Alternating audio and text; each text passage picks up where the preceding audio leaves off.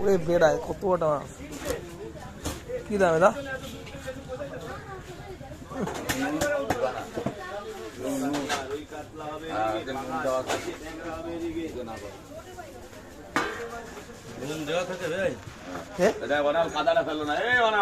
আজকে মাছ আনিস না নিবু? না যাইনি, মাছ বেশি রাখলো না লোকে ভাবে যে ব্যস্ত পারবে না। হ্যাঁ যা ভালো ভালো আইটেম আনি রে, এক আইটেম আজকে